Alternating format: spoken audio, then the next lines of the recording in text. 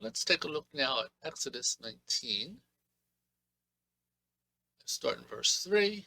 And Moses went up unto God, and the Lord called unto him out of the mountain, saying, Thus shalt thou say to the house of Jacob, and tell the children of Israel, Ye have seen what I did to the Egyptians, unto the Egyptians, and how I bare you on eagle's wings, and brought you unto myself.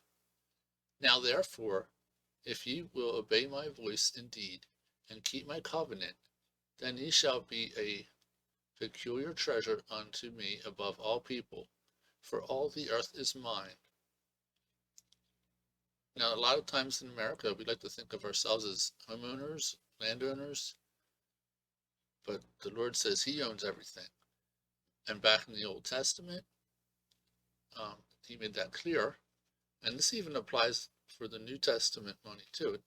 We don't own anything because, like, when we die, we can't take it with us, so it's plainly not our possession. But we do possess it.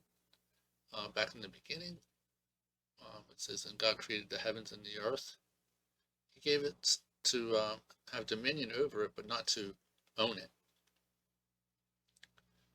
So since we don't own it, we have to obey the rules that the owner sets forth. Let's try reading from Leviticus 25.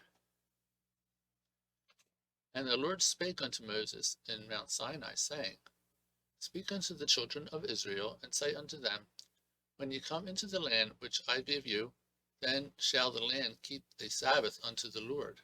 6 years thou shalt sow thy field, and 6 years thou shalt prune thy vineyard, and gather in the fruit thereof. But in the 7th year shall be a Sabbath of rest unto the land, a Sabbath for the Lord. Thou shalt neither sow thy field nor prune thy vineyard.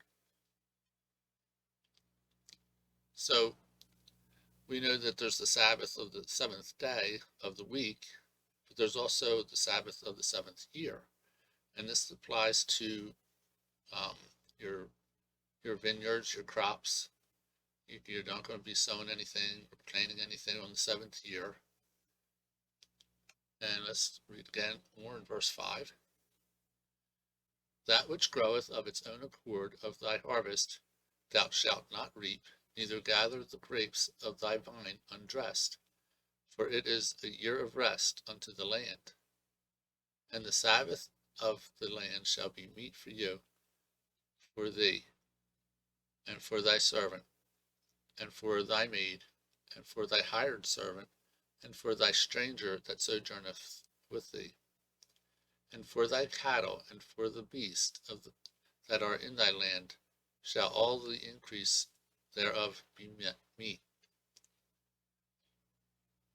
And thou shalt number 7 Sabbaths of years unto thee, 7 times 7 years, and the space of the 7th Sabbaths of years shall be unto thee 49 years. 7 times 7 is 49. Then shalt thou cause the trumpet of the Jubilee to sound on the 10th day of the 7th month, and the day of atonement shalt ye make the trumpet sound throughout all your land. And ye shall hallow the 50th year, and proclaim liberty throughout all the land unto all the inhabitants thereof. It shall be a jubilee unto you, and ye shall return every man unto his possession, and ye shall return every man unto his family. A jubilee shall that 50th year be unto you. Ye shall not sow, neither reap that which groweth of itself in it, nor gather the grapes in it of thy vine undressed. For it is the Jubilee, it shall be holy unto you, and ye shall eat the increase thereof out of the field. In the year of this Jubilee ye shall return every man unto his possession. So what was actually happening? If you had some land and you weren't going to be using it, you could sell it in a prorated fashion by like how much the crops would produce for like the remainder of time that was left until the Jubilee year. And then at the Jubilee year, you would get your land back. So nobody's getting put out. And let's start here at verse 14. And if ye sell aught unto thy neighbor, or buyest aught of thy neighbor's hand, ye shall not oppress one another. According to the number of years after the Jubilee, thou shalt buy of thy neighbor, and according to the number of years of the fruits he shall sell unto thee. According to the multitude of years thou shalt increase the price thereof, and according to the fewness of years thou shalt diminish the price of it. For according to the number of years of the fruits doth he sell it unto thee. That's basically what I was just explaining. It's according to the number of years until the Jubilee that you would sell your land for a certain price. So like if your land's worth maybe $100, you could sell it for $100 for the year. And if it has like 5 years to the Jubilee, then you could sell it for $500.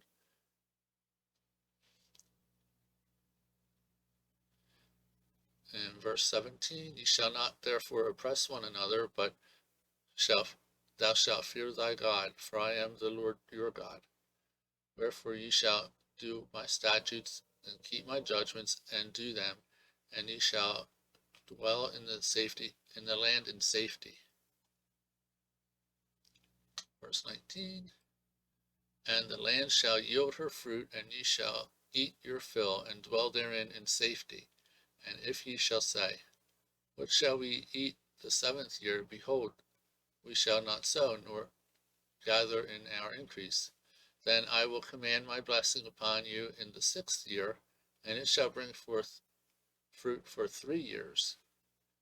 And ye shall sow the 8th year, and eat yet of old fruit until the 9th year. Until her fruits come in, ye shall eat of the old store. The land shall not be sold forever, for the land is mine. Right here. The land belongs to the Lord. For ye are strangers and sojourners with me. And in all the land of your possession ye shall grant a redemption for the land. If thy brother be waxen poor, and hath sold away some of his possession, and if any of his kin come to redeem it, then shall he redeem that which his brother sold. And if the man hath none to redeem it, and he himself be able to redeem it,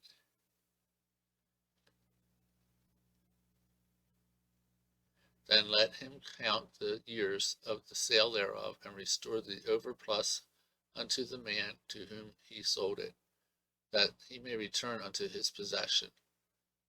So if you sold, like it was $100 a year, and you had 5 years till the Jubilee, but then you could buy it back according to the number of years that was left. So if it was like 1 year left, you could give them $100 back to get your land back.